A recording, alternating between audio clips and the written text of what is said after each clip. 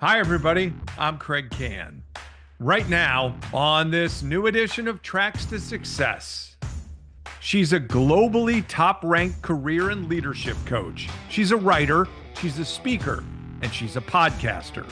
Her drive is your advancement. A senior contributor for Forbes with more than 40 million views since 2011, a LinkedIn top voice, and two growth centric books that center around the topic of bravery as a key to more powerful leadership. We'll talk about the missing links to confidence in both men and women. And we'll talk about a career that has exploded as she helps lift people to higher levels of potential and impact. Her name is Caprino, and the inspiring story of her tracks to success starts now. Welcome to Tracks to Success. This is the podcast that brings you inspiring people and their inspiring stories, how they found their way to the top, and how their path can help you do the same.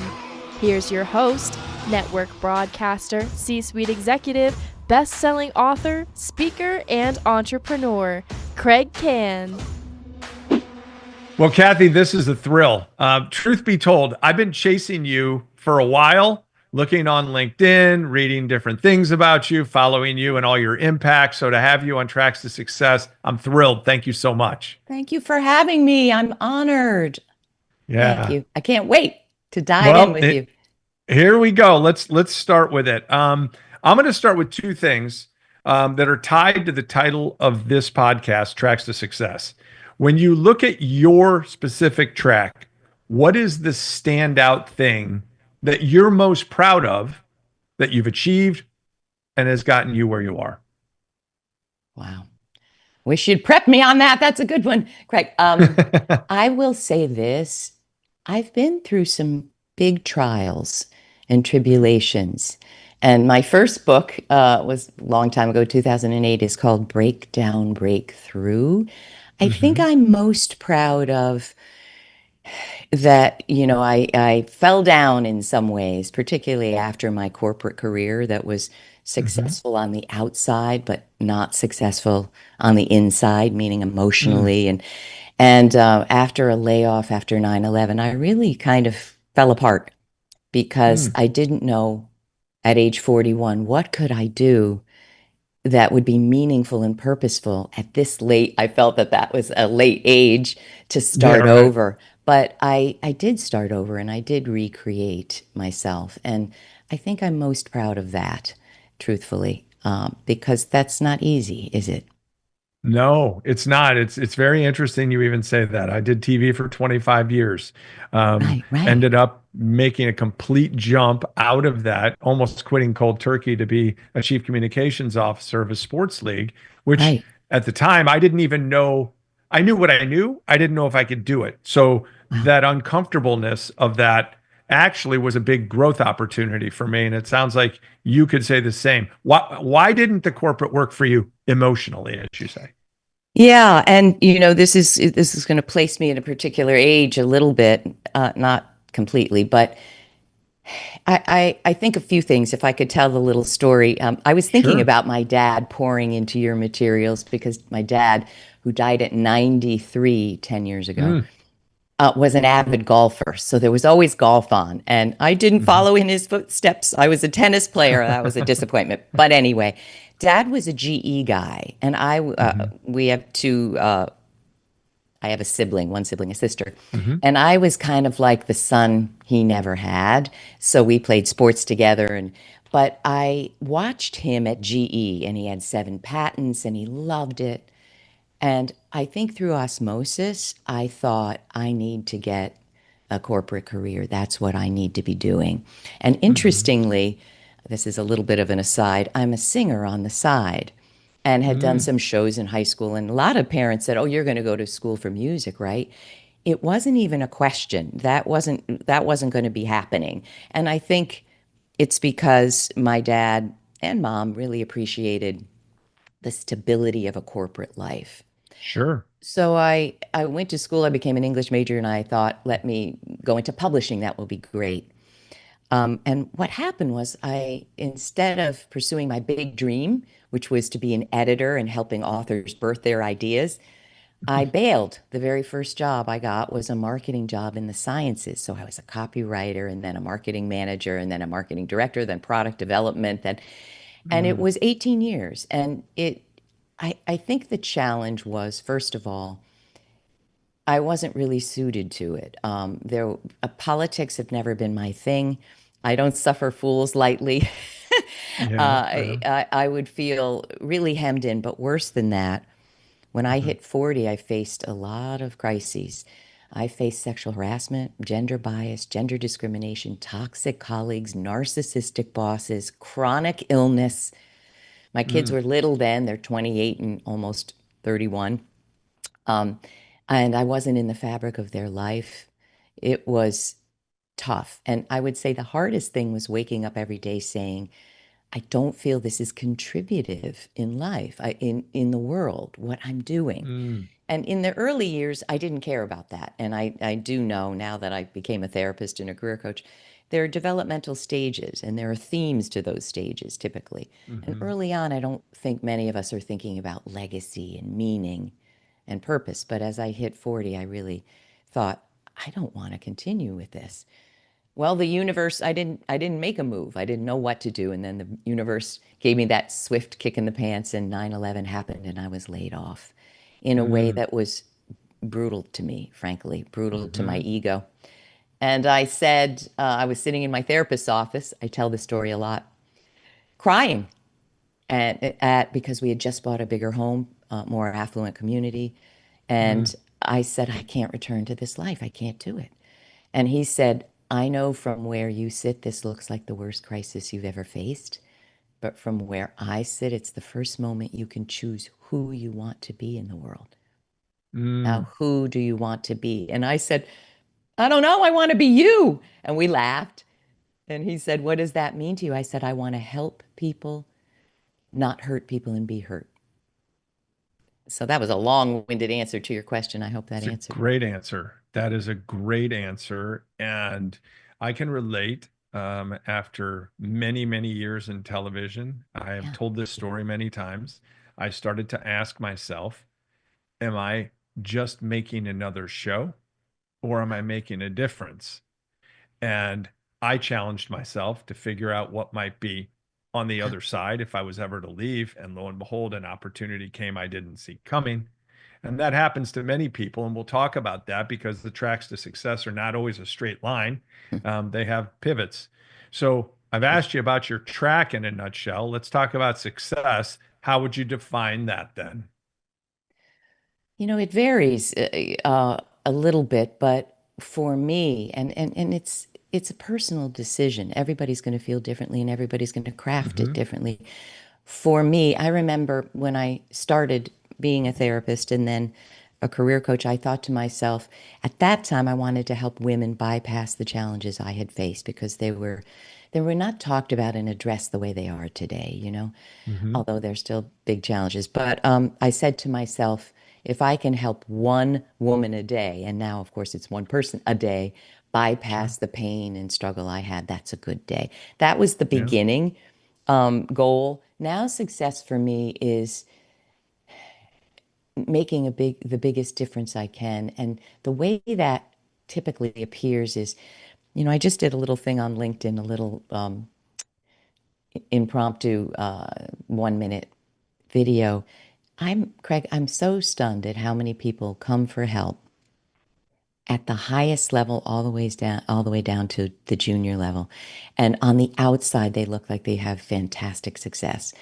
But Hmm. so many people, men and women, are really racked with confidence problems and inability to see their talents and gifts and how they make a difference. And the way they are thinking about themselves and presenting themselves is really holding them back from what they Hmm. want. So for me, Hmm. success is helping people recognize the brilliance each of them have. Um, Transparency and vulnerability go a long way to helping people feel better about their success, my opinion. Once they can open up and let that guard down of who they think they have to be, Oh, and is then that true? who they really are. This podcast is inspiring people, inspiring stories. You've already given me a couple of stories, and the whole goal is to help people become better leaders. And that's how I pick my guests. And you're certainly somebody who helps develop leaders. And it's interesting because you say you're a career coach, you said therapist twice as well. And a lot of career coaches are therapists because people really truly need that. So my question is, what inspires you about your field and the career you've now chosen? Fascinating question. You know, there's a lot of different uh, flavors of coaching, and I would say I'm different in a few ways than others. I think. Well, we all are different in our niche, Sure, sure. but I see a lot of, and I call myself a career and leadership and a personal growth coach. I see a lot Okay. of coaches, and this is not to disparage at all, but often they'll stay kind of up here on the surface about how Mm-hmm. we're speaking, how we're connecting, our presence, that Mm-hmm. kind of thing. Mm-hmm.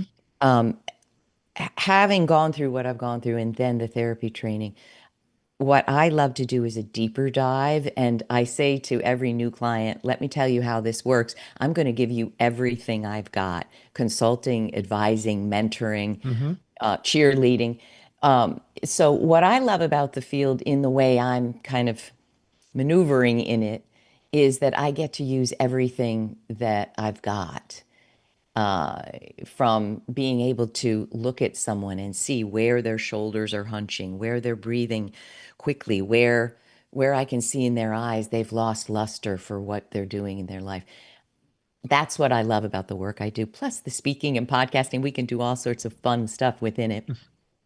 But I think coaching in general, the key goal is helping every person we can be the most that they want to be to reach their highest potential. And that is fun. That's enlivening. Tracks to Success is proud to have the support of Ahead, true innovators in premium headwear. For more than 25 years, Ahead has been outfitting golfers and supplying headwear for the game's most prestigious events. Head over to aheadshop.com and explore their incredible collection of major championship golf hats. And don't miss their lineup featuring your favorite college teams. If you're looking to dress for success, Ahead is the perfect brand for you. So think ahead and look for it at pro shops and special events across the country. And how about this? For listeners of Tracks to Success, Ahead is offering one of its biggest discounts ever. Visit aheadshop.com and use the code TTS30. That's TTS30 to get not 20% off your purchase, but 30% off. That's right, 30% off with code TTS30. Ahead, the finest in headwear and the official headwear of the Tracks to Success podcast. Available now at aheadusashop.com. We're talking with Kathy Caprino, somebody that I've wanted to get on this podcast for quite some time.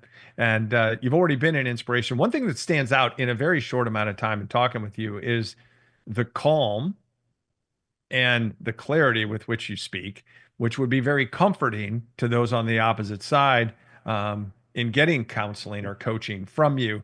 So I'll dive into that a little bit more in a second, but I want to go back to you, get a little personal life stuff. Where was home? Where did you grow up? And who inspired you? Maybe it was an inspiration to be in the corporate track. You shared a little bit about that, but ultimately, what set you on your path? Your questions are so interesting. I grew up in Schenectady, New York, upstate New York, Okay. and what a beautiful place to grow up. But I have to say, from an early age, I couldn't wait to get out. I was like, I think I wanted New York, New York City. I felt like things were passing me by a little bit, and I can't even Mm, articulate what that means. But I did immediately go to Boston University, which I loved, and I studied English. I was an English major. And I will say, Dad and Mom really inspired me. They were first generation Americans, and they overcame so much. My father's mother died when he was 4, and his father died when he was 18, and he mm, was in World War II. They were really warriors in my opinion. And my mother, Greek, and they were very poor, and They overcame Mm. so much to create really a beautiful life, and they were very devoted to Hmm. each other. So they were an inspiration to me. I would say Mom used to say, I'd say, Mom, I'm bored when I was a kid, and she'd say, read a book. That was what she said. So she was the most well-read person I've ever met. But I would say another thing that inspired me, I read a lot. Mm. Um, the greats, Yeah. Shakespeare, all, whatever. And uh, that really inspired me. Um, then I went to my junior year in London, and I was a little small town girl. And so for me to go for a whole year to London to go to school, that was life changing to see different Oh, I cultures. bet. I Oh bet. my goodness, that was incredible. And what was your question? What inspired me most? Yeah. Yeah. Um, I think that as I was struggling in the corporate life, I did start looking at who's doing work that really is changing people. And I remember seeing Brene Brown's TED Talk that went so viral back then. And I started watching TED Talks and TEDx Talks. So it began to occur to me that I could speak, that I could use this voice that I felt had been so thwarted. And there were things in my childhood. I've said this on my own podcast.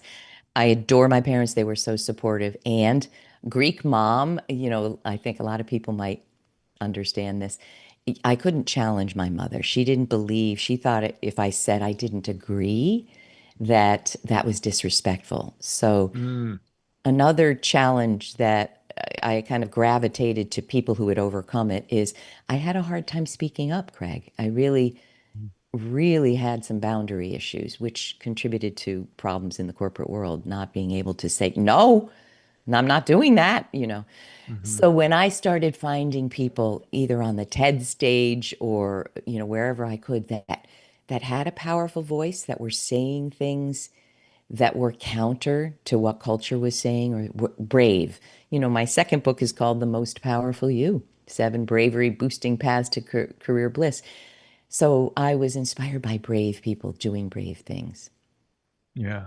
And we're going to get into that topic because I've got that on my list. Oh, great. Um, this podcast is definitely not about me, but I'm going to share something and it'll lead me to you.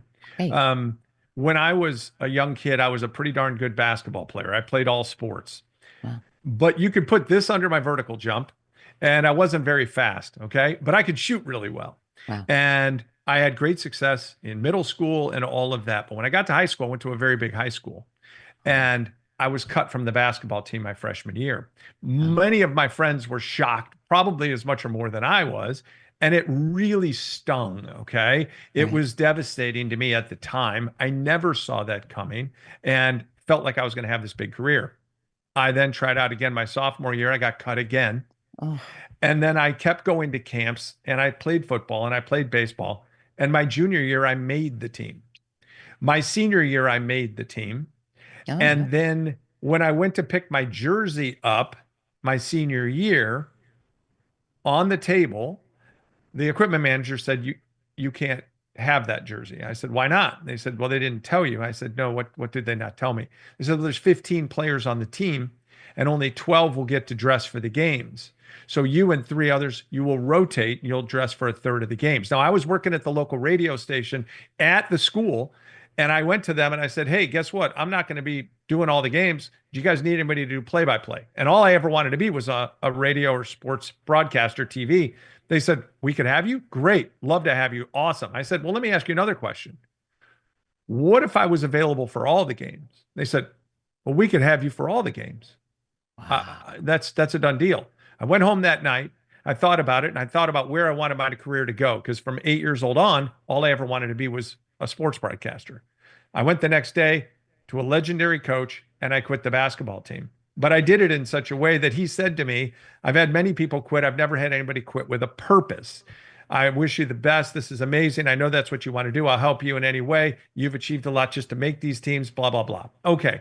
Why do I share that? I share that because that is a defining story in not just my career, because it set me on the path to broadcasting, but in my life because perseverance and all the other things you could come from that. My question to you is, Do you have a defining story? Because I know you probably work with other people to get them on the track to higher leadership and career success. Do you have a defining story for yours? I want to answer that, but Craig, I'm a podcast host. I got to ask you something. Can I ask you something first? Do you Sure, mind? sure. When you were pursuing playing basketball, were you all along wishing you could broadcast?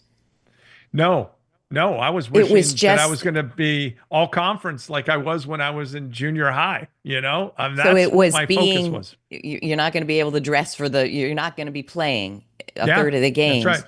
It occurred to you in that moment Yep. that, see, this is it. This answers the question. What this is the breakdown breakthrough. I mean, I've had a lot of these.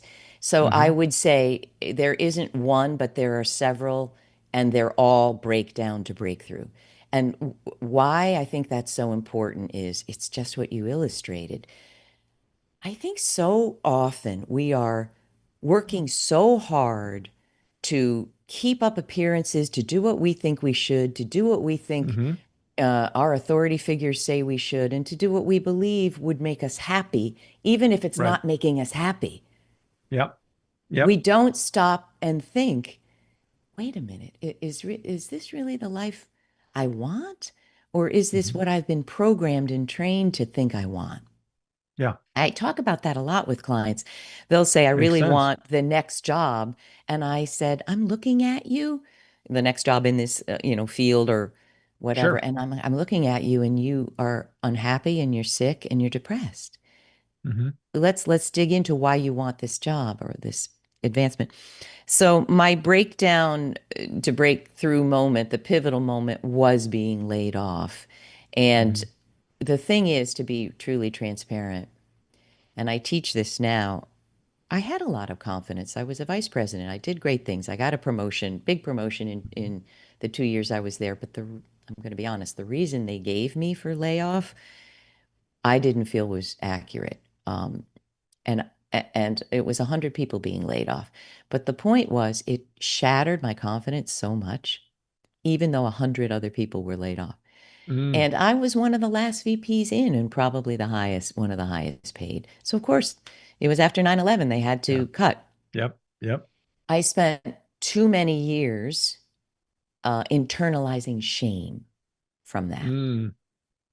And finally, when I recognized, look what you're holding here after all these years, that was a liberating moment. But I've had other breakdown moments where what happened didn't align with what I felt was fair or what I felt I deserved.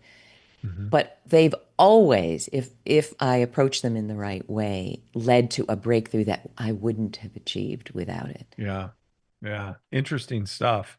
Um, I talk about being sticky in my workshops. How do we become sticky, right? How does a company become sticky and memorable? And how do we as individuals find the strength of something that we do really, really well when somebody says, wow, you're amazing at that, or that you make that look easy, kind of a superpower thing. So at the same time, there's the term feeling stuck in their career. So I'd like you to share a little bit about how you would help people who feel they are stuck to become unstuck. What do they need to do? All right. So I'm going to give you my special sauce for this. Love recipes. Here we go. Okay. And we can share this in a link if you'd like. I created something called a career path assessment. It's 13 pages of questions I wish someone had Hmm. asked me 30 years ago. Hmm. And if I had answered these questions honestly, I don't think I would have made some of the same mistakes I made. So it asks, for instance, and I'm asking everybody to think about this. And what was your original question? Oh, how do I get them Get unstuck? Thank you. unstuck. Yep. Unstuck. Thank you. I wax on forever and I forget the question. So the survey asks things like every job you ever had, what you loved, what you hated, what you never want to do again, and what you were most proud of. And rate it on a scale of 1 to 10, right? It also Yeah. asks, what are your values? How did you stand out? What are your special talents? What are the dreams that you have? What are your non-negotiables? Craig, it's unbelievable how people answer this. They can do the chronology of the jobs, but so often they cannot answer what they're great at. They leave it Yeah. blank, or they Yeah. say, I don't know, I'm a good listener, or whatever.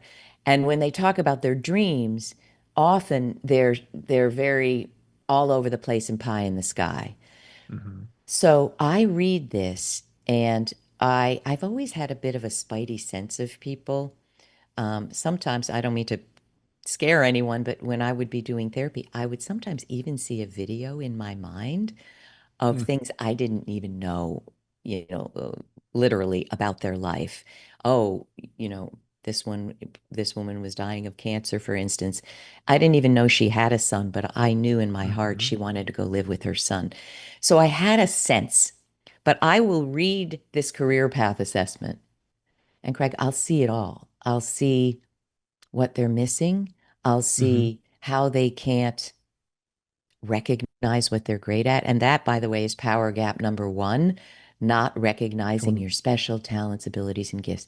That's right. So I will start there and I'll give them a 8-minute brain dump. Now, this is unlike coaching. This is a little more like consulting. And I always say Hmm. to them, I don't need to be right. I don't need to, I'm not the expert in you. You're the expert in you. I'm the expert in change. So let me give you this, what I'm seeing for 8 minutes, and you Mm-hmm. tell me if I've got it right. And if so, we just saved about 6 months of coaching. And what somebody even said to me yesterday was, not to sound like I'm tooting my own horn, but she said, there's something about the way you speak, the words that you say to I me. agree. Do you? Yeah, I, I, 100%. I think she meant she struggled with confidence, but how I presented that to her somehow created breakthrough, and I'm not even sure why and how. No, I think you have a way. I think What? your superpower is a calm and a confidence. It comes across very, very quickly. And no, Wow. I understand what they're saying. Thank you for that. Thank you. Yeah. So the unstuckness is seeing them in a way that they've never seen themselves. That's how I think it works. In addition to hosting this podcast, Kraig leads the Kann Advisory Group, focused on elevating communication for companies and individuals. Company consulting, team and individual workshops, mind-altering virtual programs. To learn more and to find out why the Elevate workshop has been labeled the most powerful experience in leadership communication, visit canadvisory.com. And when you do connect, mention the Tracks to Success podcast to receive your special discount. Now, back to the interview. Kathy Caprino, my guest on Tracks to Success. And I want to go in this direction for a second. In some of the workshops that I do, I talked about the sticky factor and and getting unstuck. But you touched on something else that I think is super important. Um, and I think it applies to relationships, not just work. You talked about values and so forth and writing things down. I'm a big journal guy. I have notes. My daughter gave me a book that says Dad's Notes, and I write my notes in the morning and do different things, and Beautiful. I'm always journaling. And I think that's a great way to lead to a book if people are ever wanting to write a book, journal. So, anyway, I think when they write the values down that they have, oftentimes people don't live them out. They write these things down about this is important to me. I'm looking for this in a person. I'm looking for this in a job. I'm not, and they don't do it. They take the first job that comes, they panic, they whatever, and then they're Yeah. unhappy ultimately in all of that. So one of my questions too is in leadership training programs that are out there, what is it you see as the main thing that many people most lack in trying to climb the ladder that they want to do? I think it's boundaries and I think it's strength. Mm, Um, Let me explain. If we write down, I value sharing my voice. I hmm. value making a difference. It takes, as you know, it takes a lot of strength. It takes internal fortitude. It takes authenticity and it takes bravery. And these are the things, and it also takes strong boundaries because if you're going to, for Yeah. instance, say something that really matters, you're going to make people mad. Not Hmm. everybody's going to love it. I mean, you probably saw I have a big following on LinkedIn. Not everything that I share is beloved, Sure. and so I think that the intention is there, but the fortitude and the boundaries need work. I Hmm. think that's what, and even, a lot of people come to me and say, "Oh, you've written 2 books. I want to write a book." And I say, "Great. Are you writing now?" "Well, no, I'm not writing." Well, you really can't go from not writing a word to writing a book. It's very, unless it's channeled to you, unless you have another Sure. way of accessing.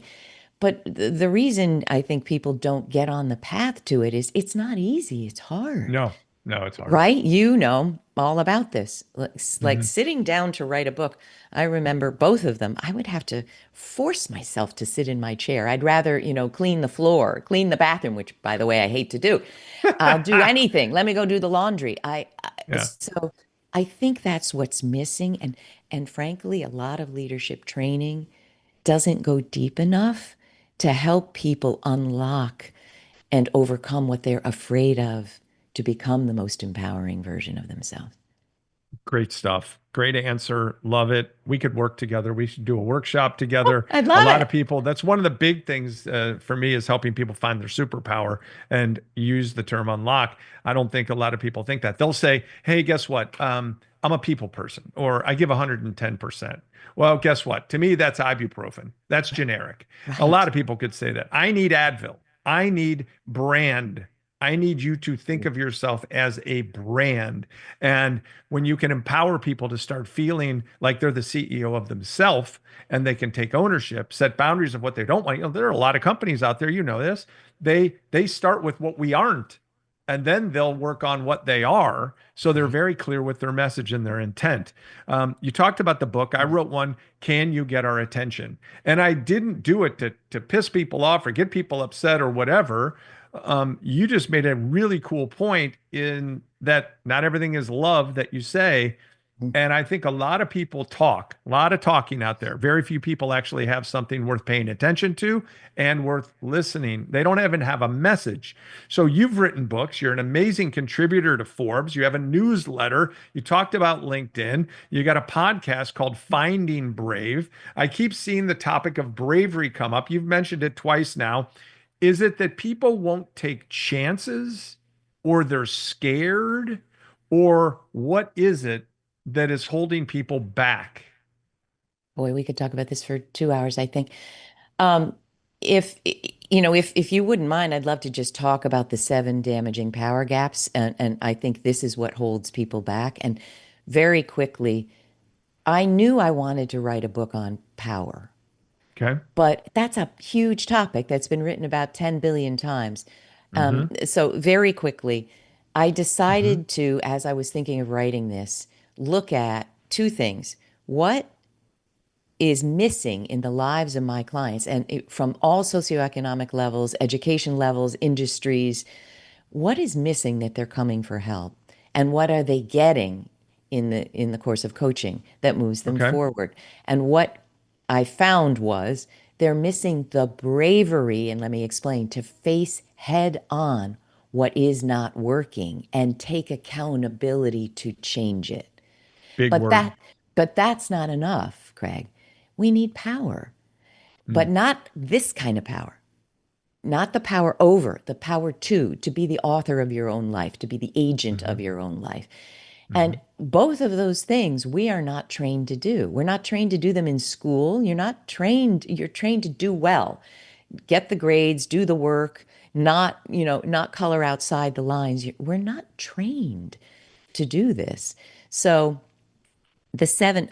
about this issue, I decided, okay, bravery and power, it's enormous. How am I going to break this down? So I decided to look at what are the key gaps that I feel if we could close those gaps. And there were 10 originally, but that's a lot for a book. I came up with Okay, so 7. let's rip the 7 off real quick. All right. The first is not recognizing your special talents, abilities, and gifts. The Okay. second is, oh my gosh, I have to even look at my list, communicating from fear, not strength. Number Yep. 3 is reluctance to ask for what you want and deserve. Number 4, isolating from influential support. Number 5, acquiescing instead of saying stop to mistreatment and what is wrong. Number 6 is losing sight of the thrilling dream you had for your life. And number 7 is allowing the past to continue to shape and define you. Mm. So to me, it's a combination of these 7. And my gosh, 98% of professional women I studied have at least one gap. 90% of men have at least one, and 75% of the people I studied have 3 or more of these gaps. And Wow. when you have 3 or more, you can't thrive in your work, Yeah. no matter what job or career or field you go to. What's the biggest thing you learned about yourself that helped you launch a brand of your own? Because you are a brand. Thank you for that. I think it started, I'll never forget this. Everything's a story with me. I can't ever give you one sentence. I'm sorry about that. That's Um, what the podcast is, inspiring people, inspiring stories. You're right on okay, track. Keep going. great.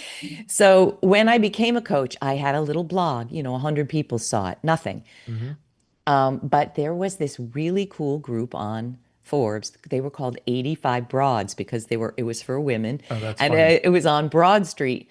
And they had a really cool blog on Forbes. And they said, if you're a member and you want to write, you can submit an article to us and we Hmm. will publish Hmm. it.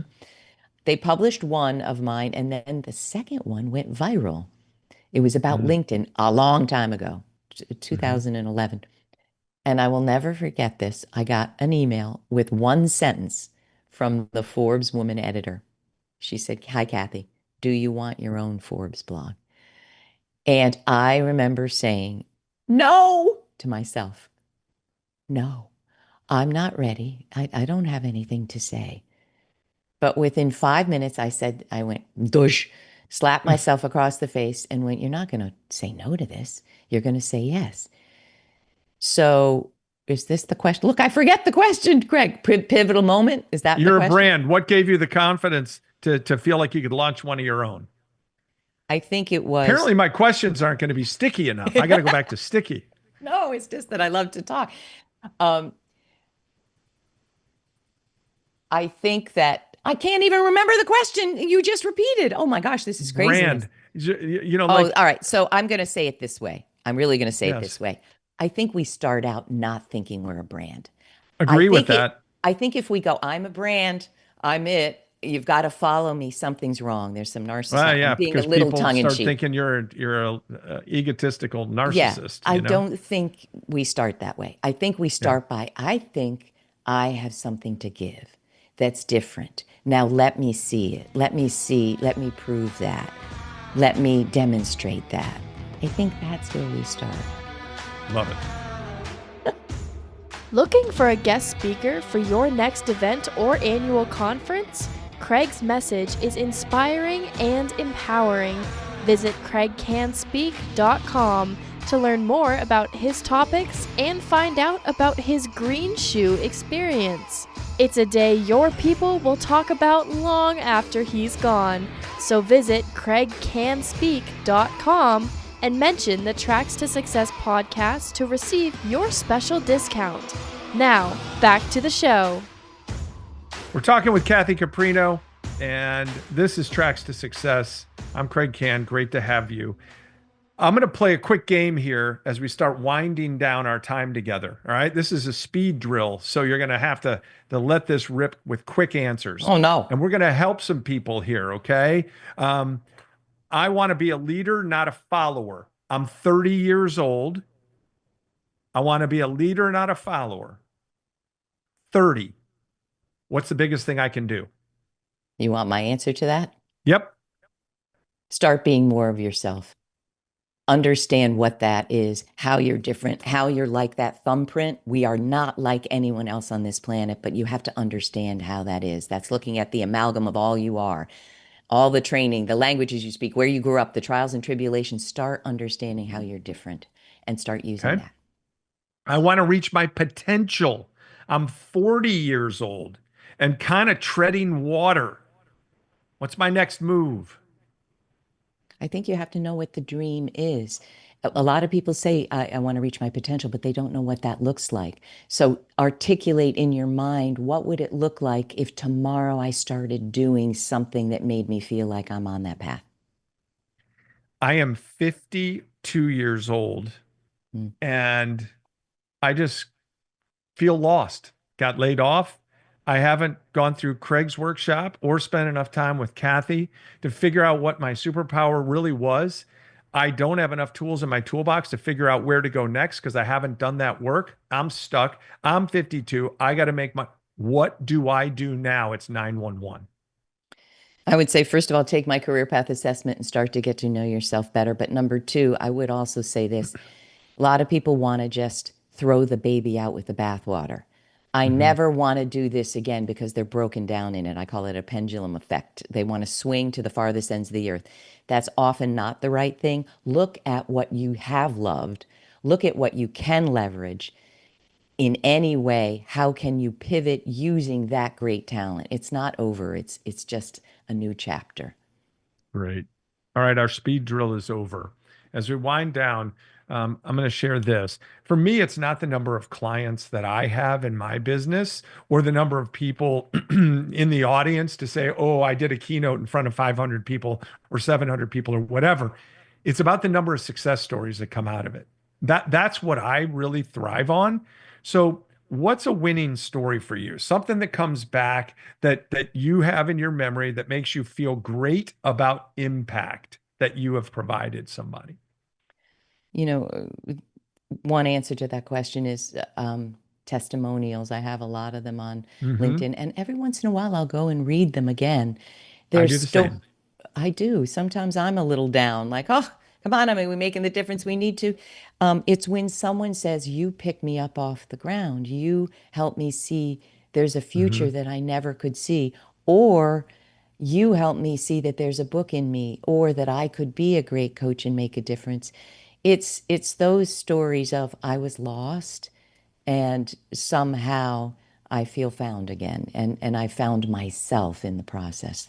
That's what I'm looking for, hoping for in the Yeah, coaching. I actually have a couple of images that I use of lost and found. So that's interesting that, Oh, in a sea of people, right, who all look the same in a corporate world, how can you be found, not lost, right? What is your differentiator? Companies have to figure that out. People have to figure that out. You clearly have figured something out about you and your differentiator as we kind of wind down here, I saw a quote about Kathy Caprino being is a sure bet. She's a sure bet. Work with her, sure bet. mm, My question is, why won't many people bet on themselves? this is a long story here, but I'll make it short. Many of us have bet on ourselves, but what happens in life kicks us down sometimes, and we don't know how to process that. That rejection, like you took rejection and you went right into the booth, the Hmm. broadcasting booth. That's resilience. We didn't talk about this, but our childhood shapes you. And a lot of people didn't Hmm. have resilience building in their childhood. They had something else. Toe the Hmm. line, be great, get great grades, do what you're told. A lot of people have not had that training to, when they fall down, pick yourself up and find that breakthrough moment. It's not over. So this is not to cast aspersion. Most of us don't have that training to know Hmm. that this doesn't define you. This doesn't have to define you. There's more inside you than what you see right now. I think that's why we're scared to bet on ourselves. Anything scare you about where you might be going with this career at this point in your life? My final question.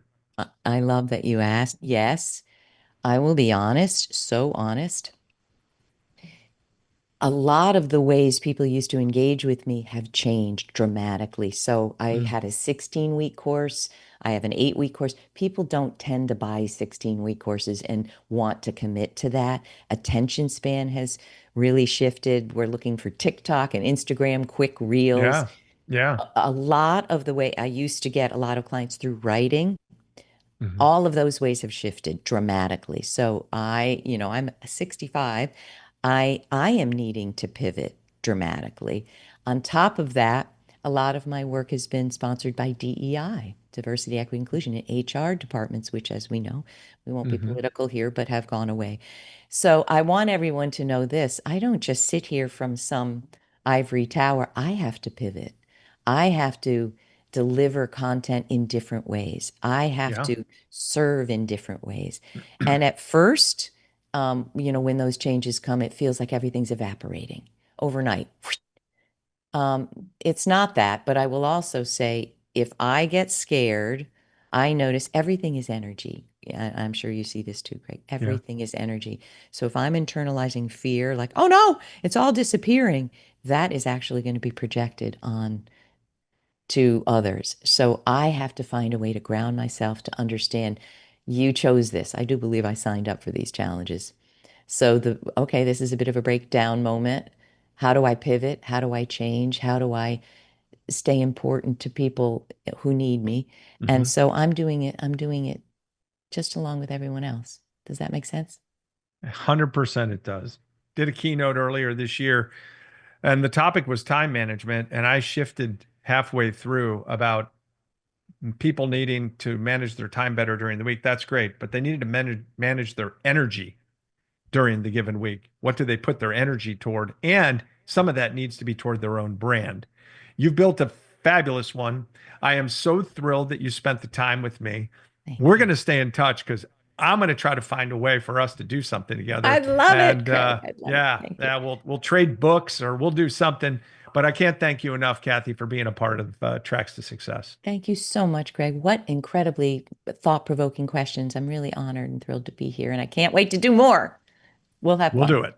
Thank you so much. Friends, success isn't just about the look of your resume. It's about the way you look, and dressing for success in the workplace is important. The way you look out of the workplace is part of your brand as well. Ahead, our official headwear partner, is all about helping you show off your best self.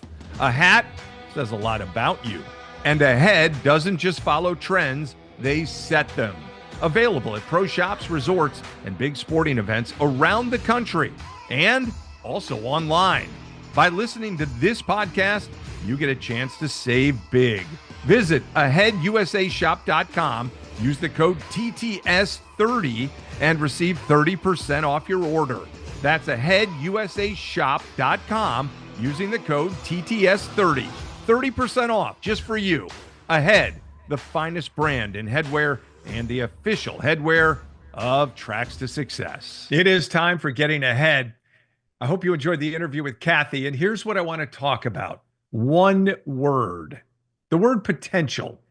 Kathy helps people reach it, and as we talked about, there is also the mission to define it.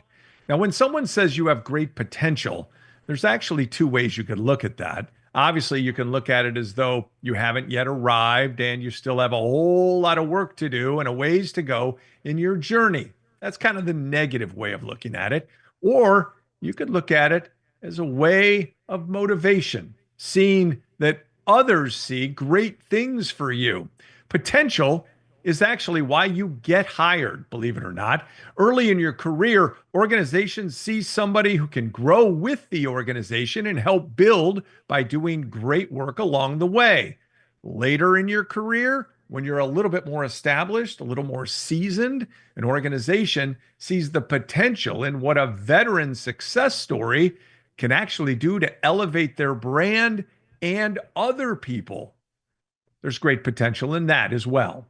So here's my challenge to you. Take a piece of paper and a pen and try to define what your own potential is, what you think is possible. It's a fun exercise. How do you think you'll get there? Who do you think you can impact? Seeing it right on paper is actually believing it. Trust me. Do that, and the tracks to success will be right there in front of you and a whole lot easier to achieve. Until next time, I'm Kraig Kann. I hope you enjoyed the interview, and we'll do it again. Don't forget to subscribe to the show for more great interviews and Kraig's thoughts on reaching your highest personal and professional summit. Find it wherever you get your podcast and on the Kraig Kann YouTube channel and kraigcanspeak.com.